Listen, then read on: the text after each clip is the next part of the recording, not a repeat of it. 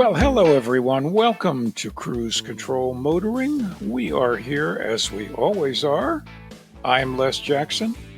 That guy over there is Fred Staab. Fred, how are you and what's up? Yeah, there's a lot up, Les, and the steady drumbeat of new products continue. Toyota reveals its 2026 all-hybrid 6th generation RAV4 with more horsepower, range, and plenty of firsts. And speaking of plenty, Ford shows its RTR Mustang and attainable, driftable steed for sure. This is one serious performer. Yeah, they've incorporated a lot of different parts and pieces. This is based on the EcoBoost Mustang, 315 horsepower, and the whole idea is to make it affordable and fun. And hey, we're going to check that out. Another story, we talked about this just a couple of weeks ago on Cruise Control Motoring. There is an aluminum shortage, and Ford has had to shut down some of its production because it uses aluminum extensively in the F-150. But now another manufacturer is having the same problem, and they're going to have to kind of work around that problem. We'll tell you how they're going to do it. Yeah, it's a big problem.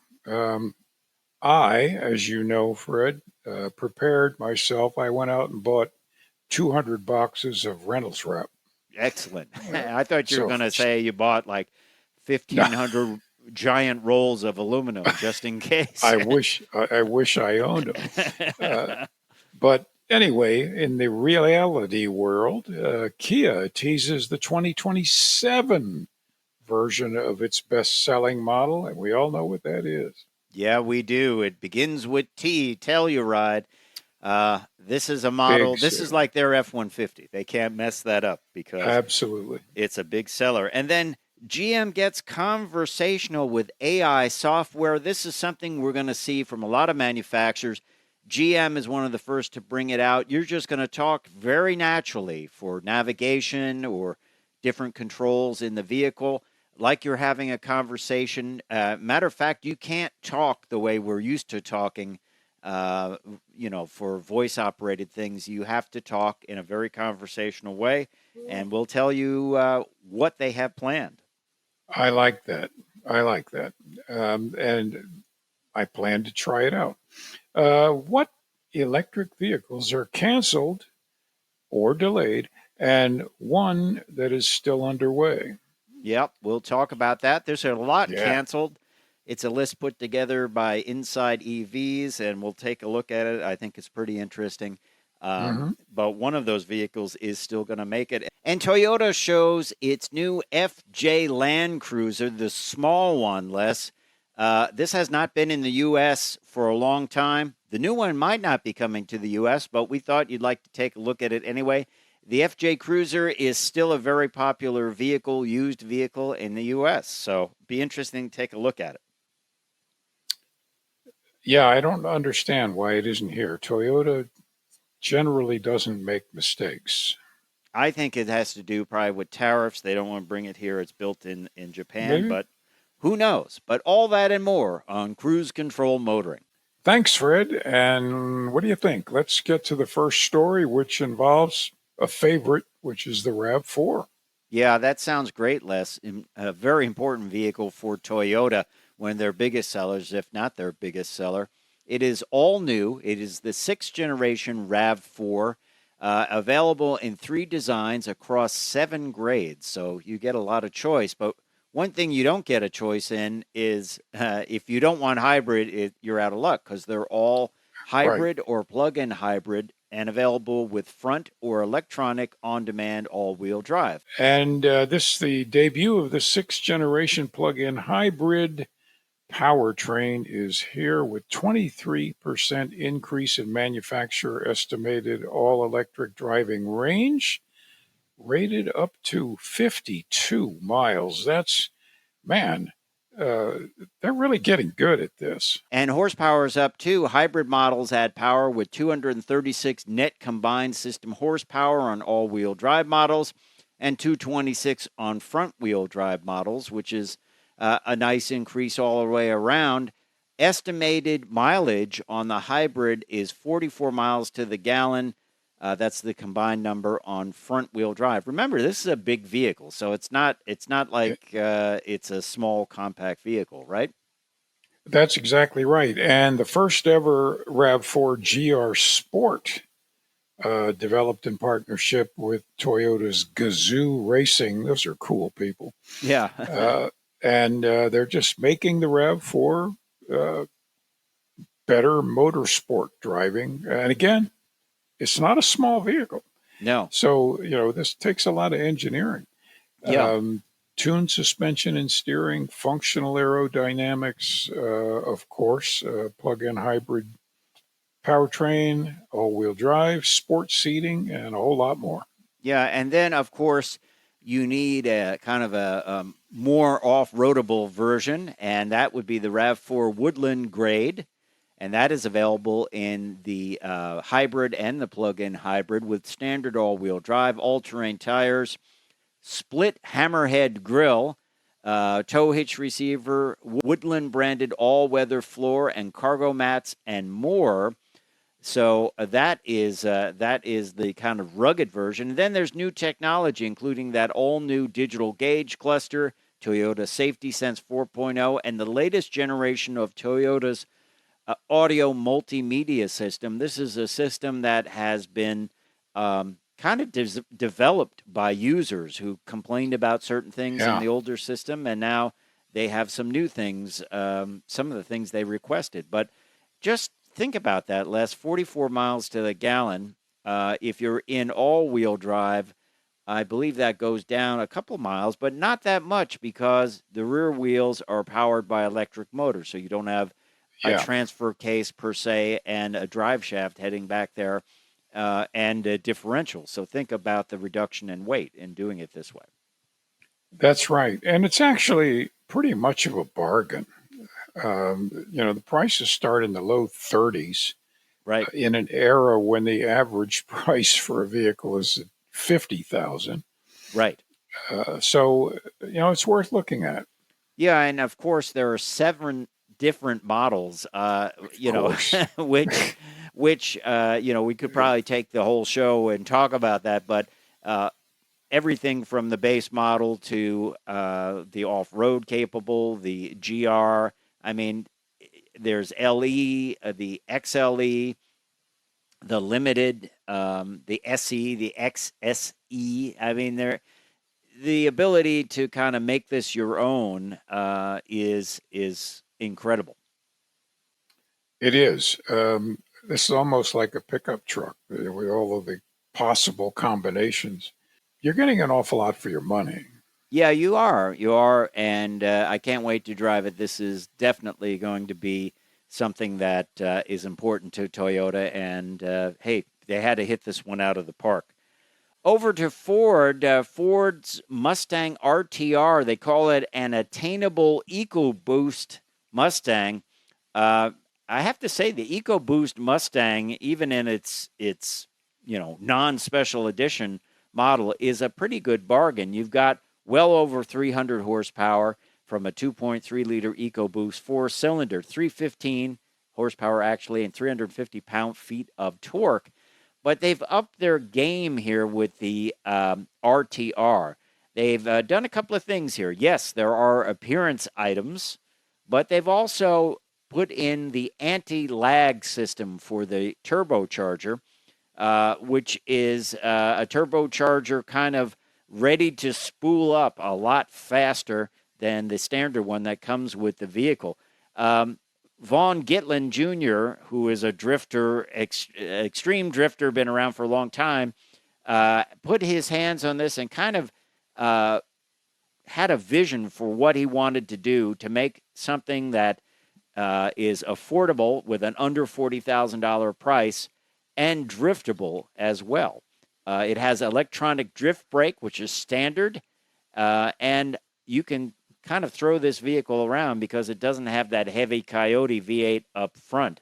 Matter of fact, I drove the performance package of a EcoBoost Mustang, and I found it to be quite enjoyable to drive, not nose heavy at all, and just was extreme fun. So I think this RTR is going to be very popular. And, some have said, well, maybe it's just a performance package. But when you factor in that anti-lag system for the turbo and the fact that there's a lot of go-fast stuff for this vehicle that you can add to it, it kind of harkens back to the days of affordable performance. And affordable these days is under $40,000, I guess. That's affordable for a car these days, any car, right? Exactly. And, the important thing for anybody is when you're looking at something like this and you're thinking about putting on all the extra equipment to make it go faster, don't do it until you own it for a while, because you're going to find out almost all the time that the factory has done a really great job of making these and other brands of cars just about all you want. And there are good pieces here. The RTR's rear subframe gets a dark horse spec as with different suspension bushings. The steering is retuned. The optional Mag Rider dampers are retuned, and stability control and track mode is also retuned. So just like vehicles like the N Series from Hyundai, they have, as you making a great point, they have deeply engineered this. They have not slapped on some decals and different wheels and tires. They have deeply engineered this by going in and getting into the software. And you get good things like 4-piston Brembo brakes on the back, beefier front and rear sway bars. They come from the Mustang Dark Horse. So there are kind of parts that have migrated down from the Dark Horse onto the EcoBoost, but that's not a bad thing, is it? Not at all. So you gotta realize there are a whole bunch of engineers and a whole bunch of very, very expensive computer time designing these things, and you might be able to add stuff to make it go faster, but you won't make it work better. Yeah. Just try the basic thing, and we found in testing over the years, it's pretty hard to beat these things. Yeah, it definitely is. Now, let's move over to another Mustang of a different nature, and that is the Mustang Mach-E GT. They have now come out with a California special. This was a dealer's package on the original Mustang way back when, and it has been revived in the Mustang several times, and recently a couple of years ago. But now they brought it out to the Mach-E GT, 480 horsepower electric crossover. It's about $56,000, which is a reduced price for this, believe it or not. It is, yeah. It gets an illuminated rave blue pony emblem on the grille, as well as special 20-inch wheels with carbonized gray and black finish. It's special badging, a hood graphic inspired by the California coastline. It is also gets a couple upgrades in the cabin, including Navy Pier ActiveX upholstery. And the navy color can also be found on the steering wheel and center console. I always thought that was a cool look, a navy interior with a white exterior. Very nautical, I would say, right? Yeah. I've never asked you how you compare the Mach-E to the regular Mustangs, and if they feel to you like a real Mustang. They do to me. I mean, I have liked them since they came out. But I do like it. It's one of my favorite electric vehicles. Hard to say 1-to-1 if you could do it. I think what changes it a bit is the roof line, and the Mach-E is higher, so you don't feel like you're kind of one with the vehicle. But that said, I don't even think of it as a Mustang. I know they do at Ford. I just think of it as a good electric vehicle that's sporty, has utility, and it's it's the price has been reduced. I like this California package. It is basically trim, but frankly, it's good-looking trim, and it sets it Yeah, apart. I like the wheel style, which I believe is unique to it this. always was a good-looking trim package going way, way back. Oh yeah, oh yeah. They're very definitely great looking wheels. The white and black contrast, the navy interior, and the lit up pony is great.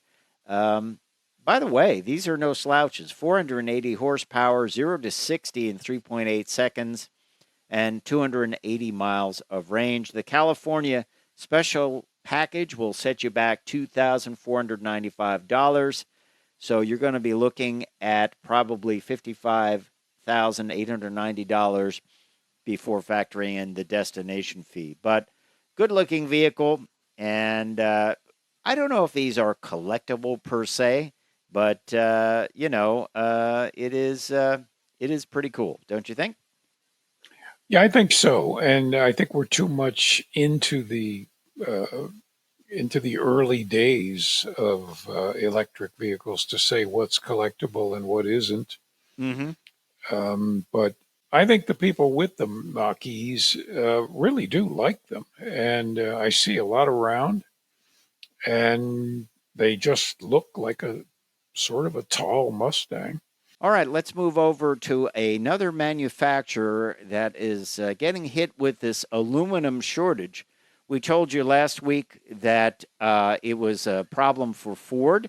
The F-150 production was threatened because of a aluminum metal plant in New York that had to shut down. But now, as reported by Automotive News, it is time for Stellantis to get hit with this. They have paused the production of the Wagoneer and Grand Wagoneer at its plant in Warren, Michigan, and won't reopen until the week of November 3rd. It is effectively due to a part shortage, and they're saying aluminum panels may be the culprit here. Of course, we reported last week on Cruise Control Motoring that the Grand Wagoneer will be all new for 2026.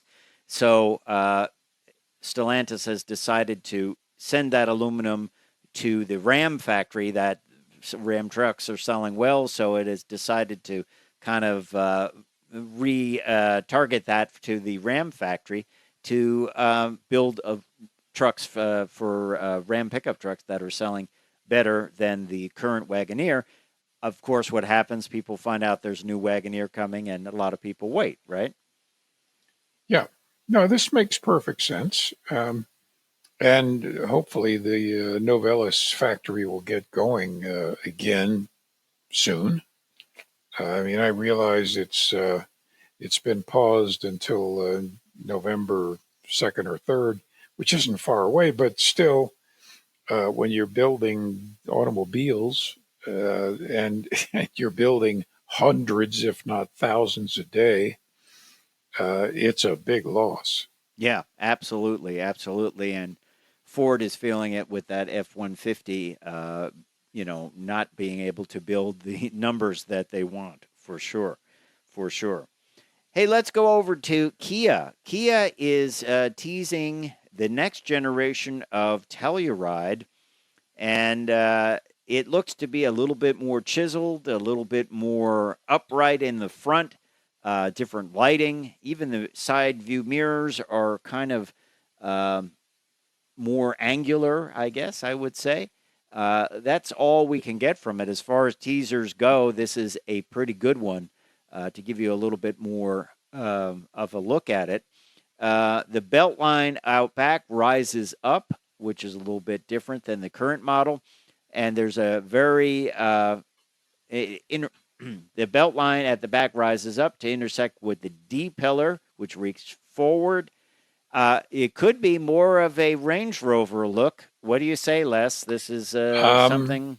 Well, to me, it more of a Range Rover look. However, Kia says that the styling is inspired by its namesake Colorado town, Telluride. Mm-hmm. Aggressively defined triangular creases in the fenders resemble the chiseled facets of a diamond and capture the essence of the towering Rocky Mountains.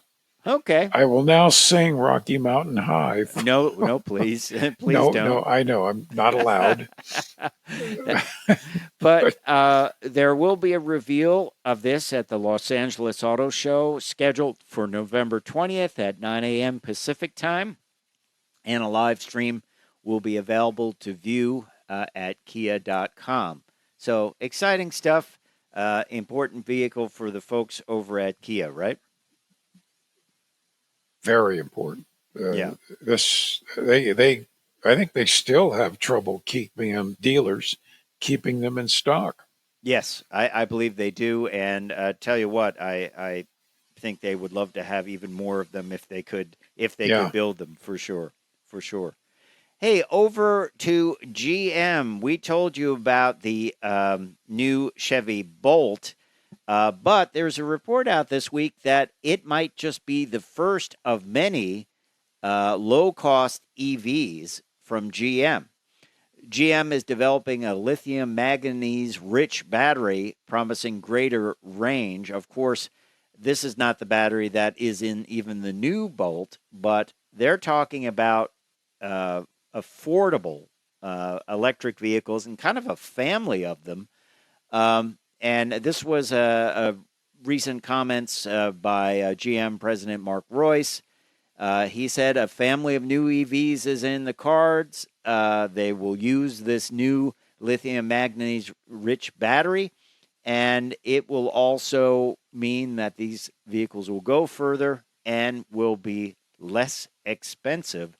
You and I talked about this last week when we revealed the Bolt, and we said, maybe this GM is not going super high end with their new electric vehicles like the Silverado EV and others. Maybe they've gotten the message that they got to keep these things around $40,000, $50,000, $60,000 in that range. yeah. This is Mark Royce calls some of these market slots white spaces, Mm-hmm. which is a good description. I think the strategy is right. I think there's so many very, very high end electrics that if you get in there with stuff for the average household, a nice little range of distinct models, I think you got something. And I think their prices will come in a whole lot less than the $50,000 kind of starting point of a lot of Yeah. electrics. Yeah, I think you're going to see a small truck, a Maverick competitor that's electric. I think, Ford is shooting for a very low cost electric pickup truck. I think GM will do the same, obviously. Yep. You're going to see a couple of different SUVs. The Bolt is sort of an SUV. It came back as the EUV model only. You're going to see a couple of those. How about a sporty vehicle? Do you think you would see a sporty vehicle, electric low-cost vehicle or lower-cost vehicle from GM? I was kind of thinking yesterday about like a Bolt hot hatchback sort of a. Yeah. All right, Les, we talked a little bit about GM bringing out some affordable electric vehicles. And in that conversation, Mark Royce also talked a little bit about vehicles that should not have been canceled. And he named three of them. It's kind of interesting. The first is the CT6. That was the large Cadillac that was designed to go up against the S-Class. I remember driving that vehicle and thinking it was wonderful. It was terrific. Of course, they had the Blackhawk V8 as an option in that. But it had a really incredible chassis. I remember it was at the New York Auto Show, and it was kind of out there. And I remember looking at it saying, this is a work of art. It's a shame to hide it because it looks so good.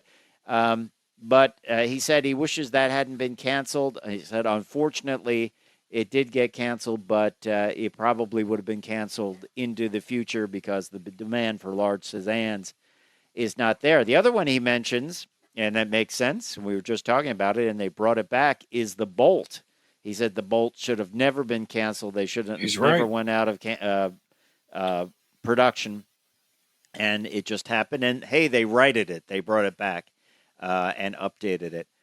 Which was a bigger update than you thought because the exterior looks the same, but underneath the whole electrical system is different, new batteries, and a lot of work went in to make that work. And then the final one he mentions is the EV1. He said it was produced from 96 to 99, and it should have been continued on. It should have got at least a second generation.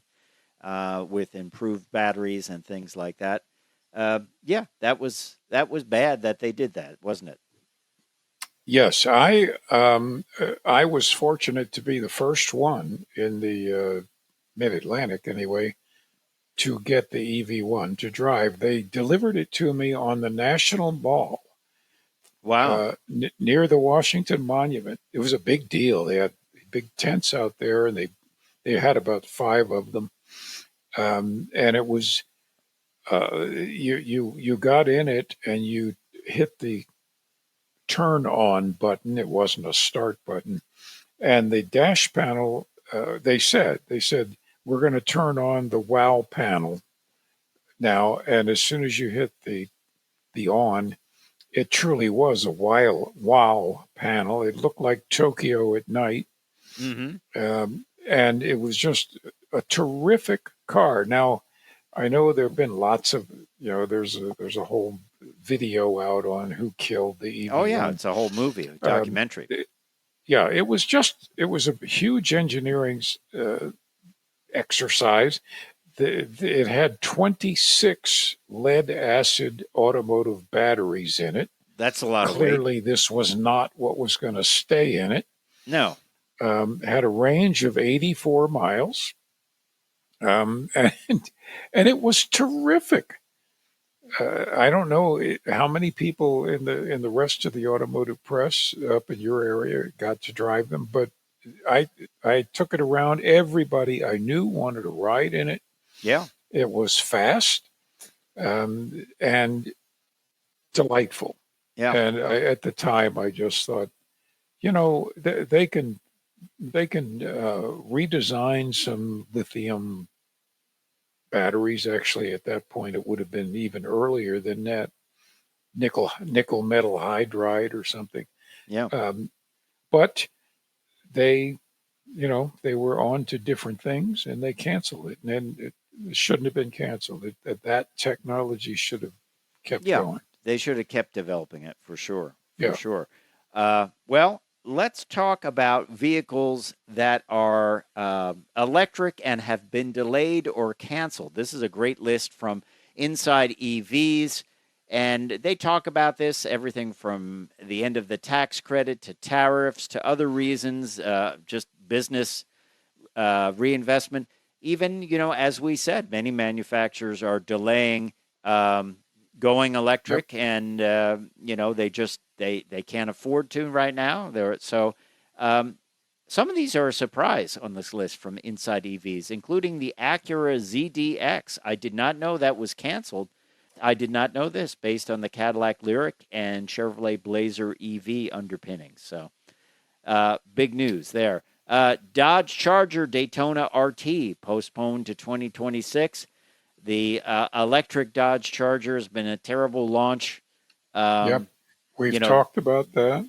Yep. I don't know if that will ever come out, but it was supposed to be the affordable priced electric Charger. That's been postponed to 2026. We'll see. The Dodge Charger Banshee, we told you about this earlier on Cruise Control Motoring. That's been canceled. That was the top spec model with an 800-volt electrical system. Mopar Insiders says that's gone. And then over to Ford, they're canceling or delaying the next generation full-size Lightning electric pickup, right? That's right. That has not really has not sold well or anywhere near expectations. Nothing wrong with it. It's just people don't want it. Yeah. So no sense spending money on it right now for Ford. They're delaying it to 2028. Same with Ford's next generation electric van, their e-transit van. That's been delayed to 2028. And then you have some news from Genesis, right? Well, yeah. Now Genesis, yeah, it's wonderful, wonderful vehicle, but the electrified G80 is discontinued. Mm-hmm. It has not been a good seller, and it is. You and I both drove it. It's a wonderful, wonderful car. But sales figures with a new 15% tariff on South Korean cars, and all of a sudden you have to discontinue it. Yeah. People just don't want to throw the money out. Yep. Uh, and this is just what we're living in. Land Rover Range Rover EV delayed to 2026. There's a lot going on at Land Rover, Range Rover. So, that's probably a smart move on their part.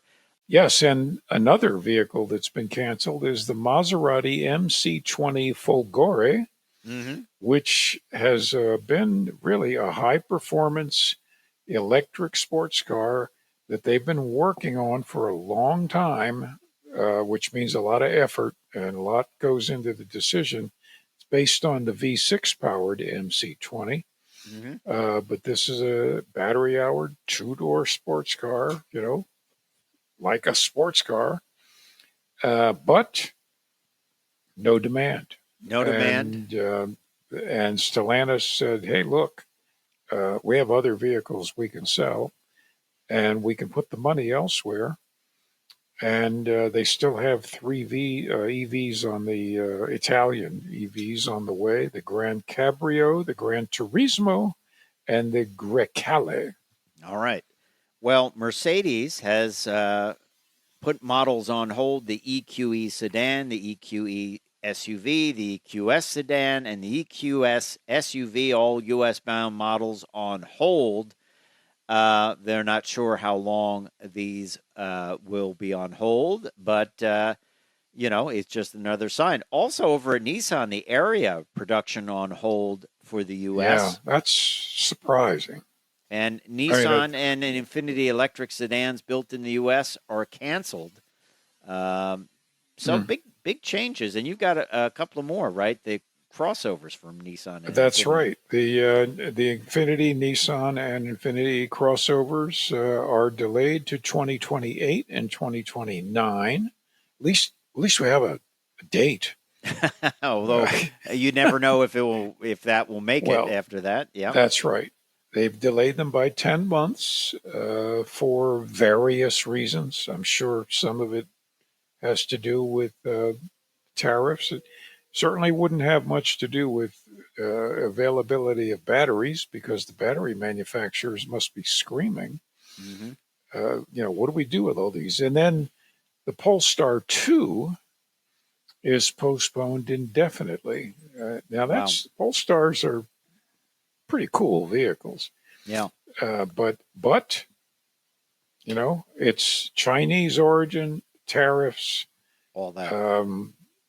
There you go.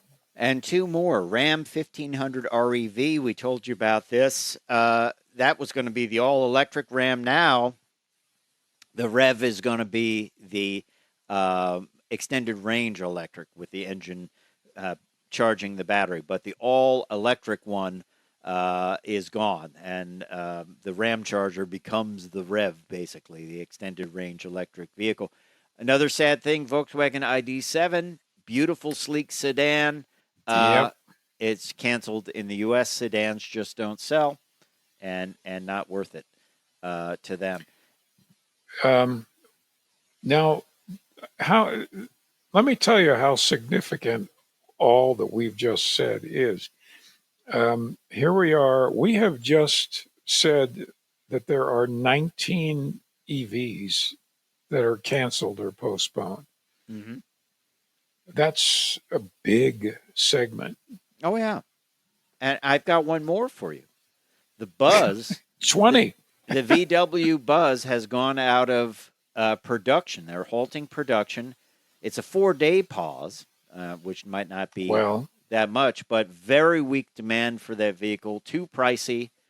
The factory can build 130,000 units annually, but only 35,000 sold in 2023. oh boy. Now, So I will say, Fred, I see ID buzzes around here all the time. I don't see any where I am in New Now, York. I just I don't see keep, any. I saw the one I had when I reviewed it. and that's it. You have the one.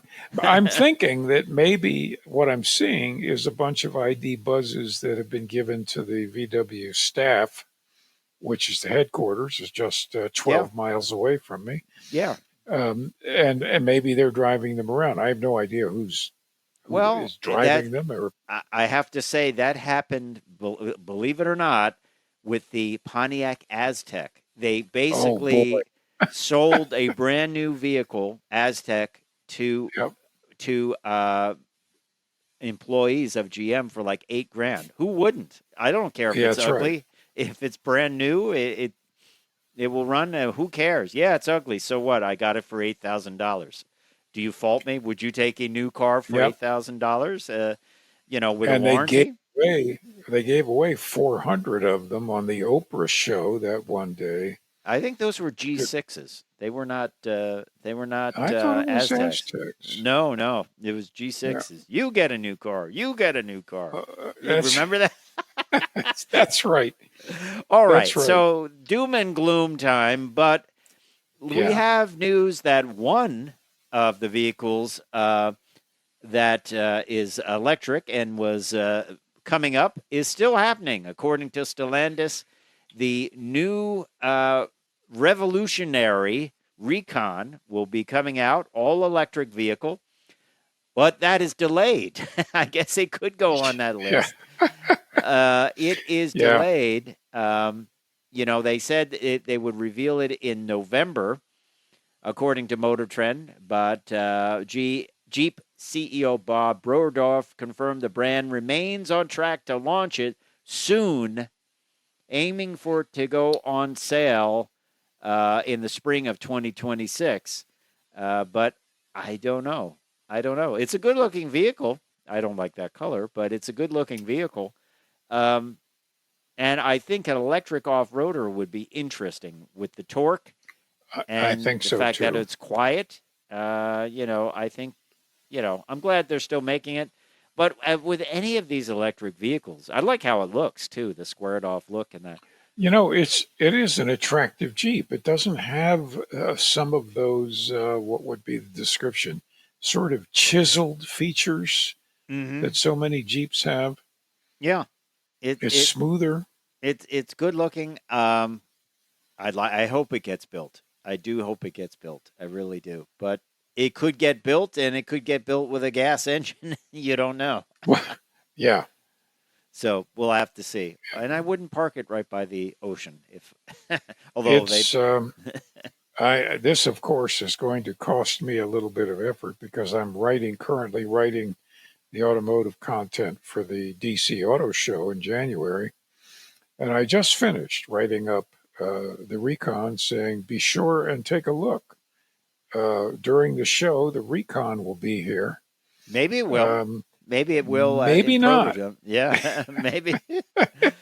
Maybe I not. need to do some editing, Fred. Yes, you need to do some editing because it could. And then let's add one more to it, Les. Bright Drop, the vans from GM. Remember, they sold some to FedEx. They just gave away a bunch to Red Cross, the electric vans. Gone, dropping, not doing it. So there is a list of many that have been canceled, discontinued, delayed. But who knows? Who knows where it will go? That is a large list of electric vehicles that It are is. They're not. affected. The electric vehicle is not dead. It's Far it's from just it. delayed. It's delayed. for any number of reasons. And, they will be around. And frankly, this gives the infrastructure a little bit of time to build up. Yes, I agree. Let's go over to Toyota once again. A lot going on with Toyota. This week in Japan, they revealed the FJ Land Cruiser, and it was known as the FJ Cruiser when it was built in the U.S., or not built in the U.S., it was brought to the U.S., and that was from 2027 to 2014. Very popular still. But this is the new Land Cruiser FJ that was revealed in Japan. And the exterior design follows a silhouette that emphasizes a square cabin, very square. In the back, you look back by the D pillar. It is very square. But that is not unlike the model that we had in the U.S. So very similar. Interior styling, exterior styling fuses traditional and modern. I mean, when you look at the interior, it is basically a modern Toyota. But customization is big in here. Round headlights, reminiscent of previous generations of Land Cruisers. Molly panels for attaching outdoor equipment that can provide cargo space for diverse uses, robust exterior, and functional items that employ Land Cruiser's signature off-road style. You see things like snorkels and all kinds of things like that on the outside. And then it has like removable bumper parts, like you don't on the sides where if you wreck something when you're off-roading, you can easily replace it. Will it come to the U.S.? I don't know. Is it a little too Japanese in style, perhaps, for the U.S.? I don't know. It looks like the Jimny from Suzuki, which was very popular. Of course, Here it looks like a shrunk-down Land Cruiser. But would a baby Land Cruiser do well in the Toyota lineup?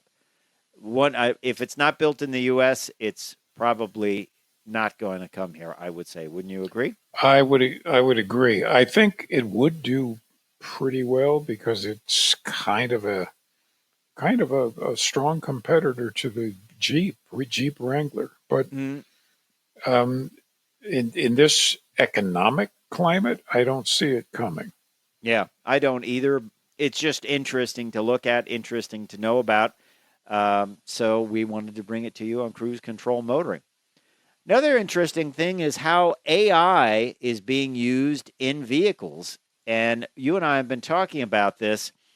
One of the things you're going to see is very conversational navigation or, voice recognition. As a matter of fact, I was just at a show yesterday. They were saying how to talk to AI. You have to talk to it like, instead of turn the heat up, it would be, hey, I'm getting a little cold. Would it be possible to turn the heat up maybe just a few degrees? You have to talk in a very conversational way as if you are talking to someone. And that's what GM has announced this week. A lot of different things, but we'll start with their conversational AI.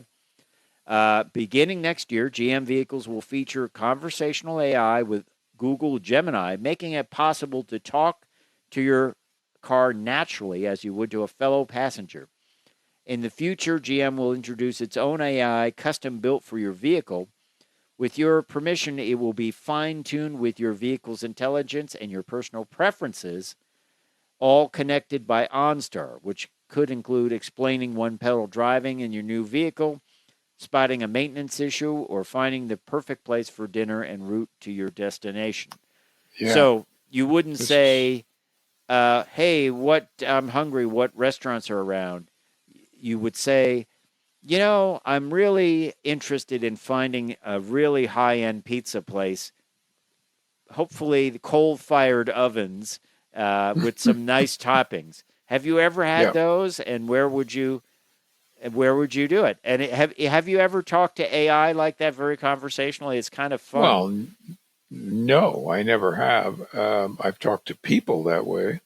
Well, AI will respond in a very conversational way. I have Which where I I like said, that. "Wow, you've done a really nice job here. I think you should relax and have a beer." And it said, I think that's a great idea. Thank you. I will, of course, have a virtual beer, not a real one, but I think that's a good idea."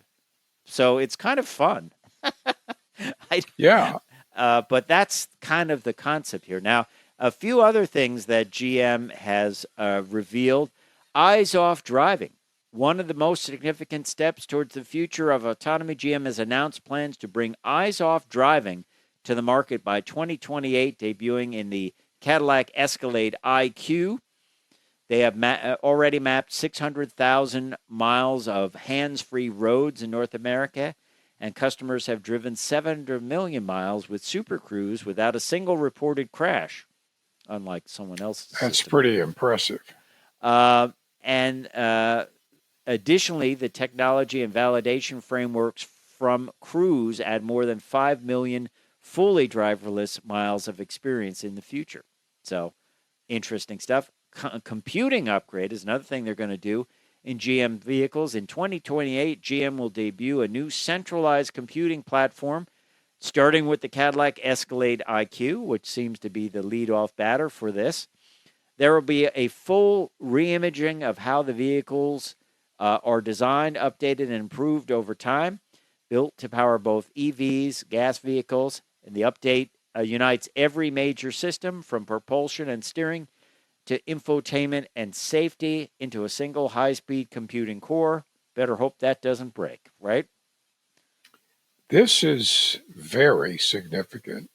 Here's the result. The 10 times more over-the-air software update capability, 1,000 times more bandwidth, and up to 35 times more AI performance for autonomy and advanced features. It's a foundation built for continuous learning improvement, enabling GM vehicles to evolve long after they leave the showroom. Yeah. So the vehicles, as they say, they evolve long after they leave the showroom. This is terrific. You know, your vehicle stays modern. Yes. Which we all would love. But it's what, you think about it, it definitely was, infotainment was the thing that would show its age the most. That's going to be updating constantly. On top of that, GM has shared progress on how it's scaling its robotics work at the Autonomous Robotics Center in Warren, Michigan, and Sister Lab in Mountain View, California. More than 100 roboticists, AI engineers, and hardware specialists are building advanced robotic systems trained on decades of GM production data, such as telemetry, quality metrics, and sensor feeds from thousands of robots to create AI that learns and improves with every manufacturing cycle.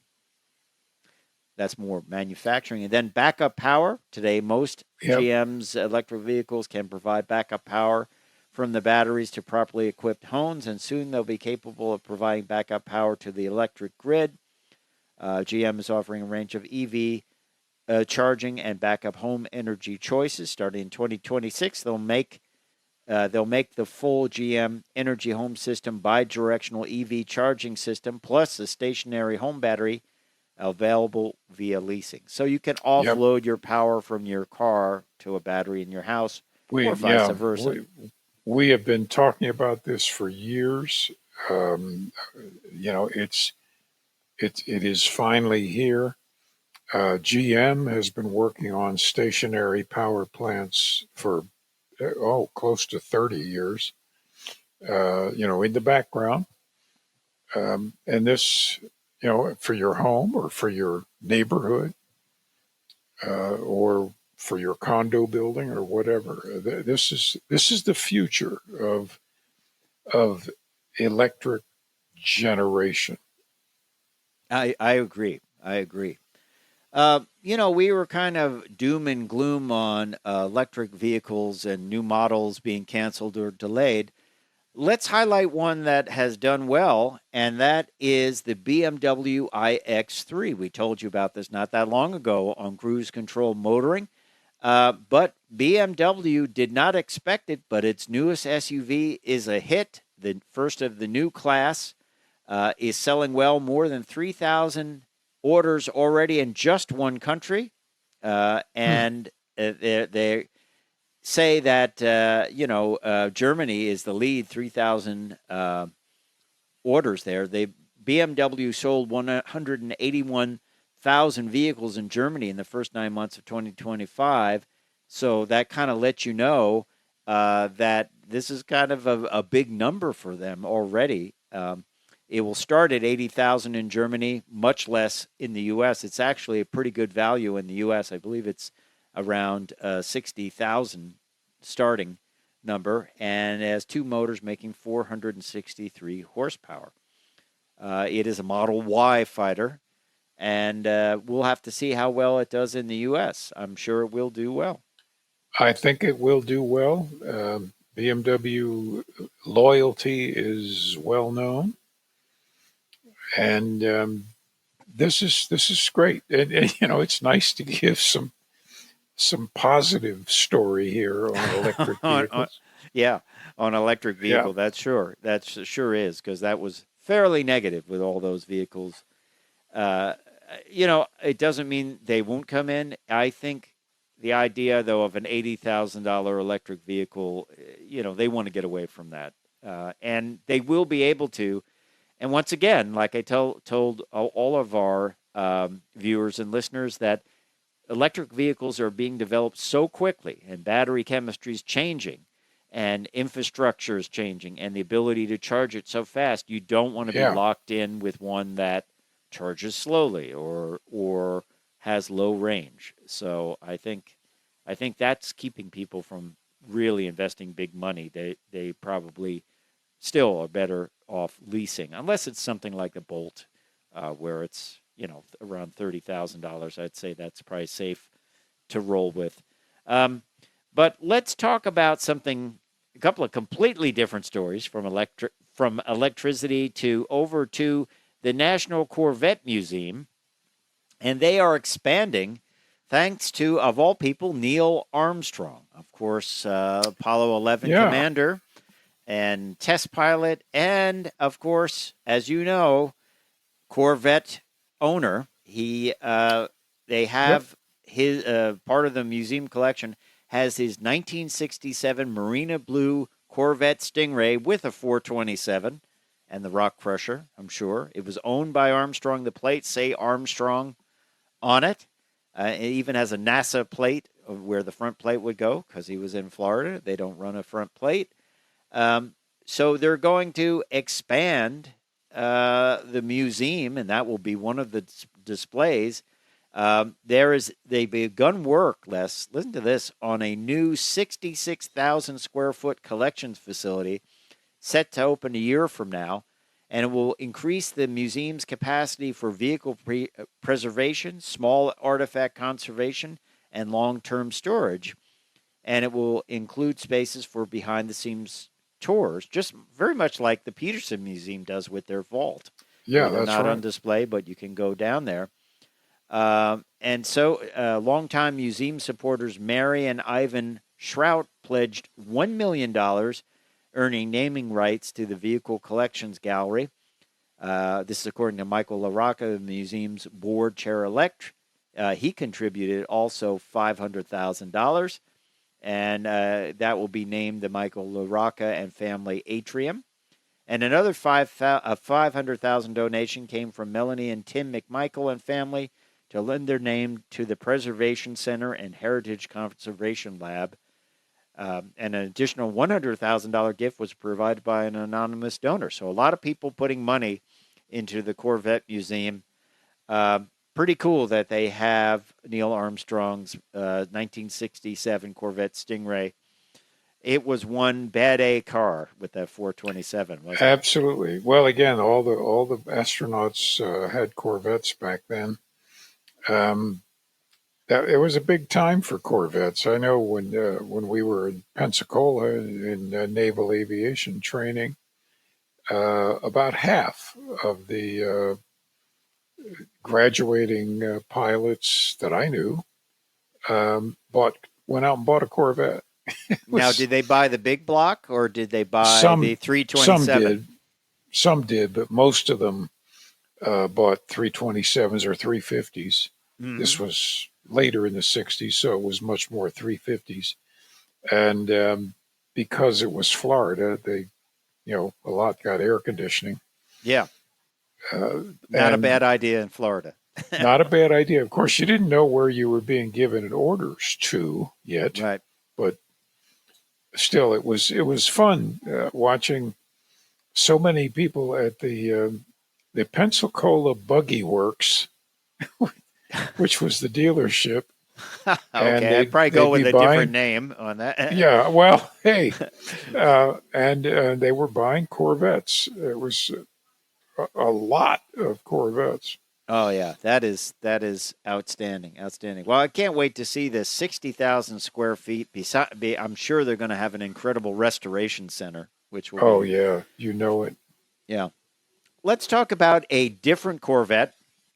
This is a CR1, a C7 CR1 that just set the record. There's a race called the Big Bend Open Road Race, right? And Hmm. they closed down a road, US 285, from Fort Stockton, Texas to Sanderson, Texas, and back. Right? They do it, and this is according to LSX magazine. A ZR1 Corvette broke the record, a C7 2019 Corvette ZR1, a new average speed record for the event, 173.004 miles an hour. That is 1 mile faster than the previous record. That That's fast. adequate. He went so fast that he melted the rear tail cone on the vehicle from the heat of the exhaust. It literally melted one of the tail lights and melted the tail cone. Wow, They had a wow. picture of it after the fact, but and I think someone commented on the Facebook page like carefully driven by one owner. That is Yeah. some severe testing there, but imagine that. Lowest entry fee, by the way, is $650. There's different classes that you can participate in, and apparently people line up along the roads behind guardrails and watch these cars going past, which must Hmm. seem incredibly fast when you're standing there and somebody goes past at 170 miles an hour. This is, of course, they close the road off. It's not these guys Well, I doing. certainly hope so. Now, by the way, for those that want to take their fast cars out for a long speed run, if you contact NASA, I'm not kidding there. If you contact NASA here in DC, you can rent. Um, I think it's $550 per hour. Mm-hmm. You can rent that 5 or 6 mile long dead flat uh, runway that the real slow platform delivers the rockets to the launching pads. Everybody's seen it in videos. That is for rent when they're not Wow. delivering rockets, which is most of the time. And you can go see how fast you can go. In 5 miles, you could get a Bugatti Veyron close to top speed, but you better have good brakes. Yeah, I would say make sure your tires are in good order Oh too. yeah, put And new this is tires on it. concrete. I imagine it's concrete, so it It's concrete, it but has it is incredible traction. You know. it is it's fenced off so the critters can't run across. Um, but you can anybody can use it. You just have to stand in line, pay the money. They have those Uh, flying mile competitions where people. It's sort of like a yeah, much shorter version of this, but you get a mile to get up to speed. You're clocked in the flying right. mile, and then you have probably a mile or two to slow down slowly. Um, Totally different driving a street car at that speed as far as braking and approach speeds to other vehicles. And I mean, it's they send them off and with I believe a pretty big interval in between them. But it's different. Like you see a turn coming up, you're going to be on that turn instantly. You had better prepare for that turn. And there are all sorts of things you have to learn, just like racing on a track. But you don't just lift from the accelerator at 160 or 170 miles an hour. You don't do that. Right. It's going to create trailing throttle oversteer, and that'll be tricky to handle. But you can, by the way, you sign waivers. It's not NASA's problem if you crash your car. No. Uh, Here's an interesting story from Kia, and I, hey, who knows? You and I like the smell of gasoline sometimes, but Kia made an air freshener that smells like gasoline for nostalgic EV drivers. Matter of fact, it looks a little bit like a gas can, and it hangs off your rear view mirror. Kia is helping EV buyers transition with a gasoline-scented air freshener. They launched this campaign in Finland and gives EV4 buyers an odd accessory. Of course, EV4 will be coming to the U.S. eventually, but the air freshener has a motor oil base and smells like a car repair shop. It has elements of a motor oil base, a metallic note, and hints of jasmine as well as birch tar. Notes of cherry and coffee, and tetraethyl lead. That's right. Notes of rear end fluid spilled on the floor. Yes. That's a great smell. Yeah. So that is an interesting accessory. I don't know. Let us know. Is that something you would hang in your car? Yes. If you are intrigued with this and you buy some, please let us know what it smells like. All right. Hey, we appreciate you listening to Cruise Control Motoring. Don't forget to check us out on all our social media platforms and give us a like or a follow. We appreciate that. That helps us out. Time for me to say I'm Fred Staab. I'm Les Jackson. We are going to see you down the road.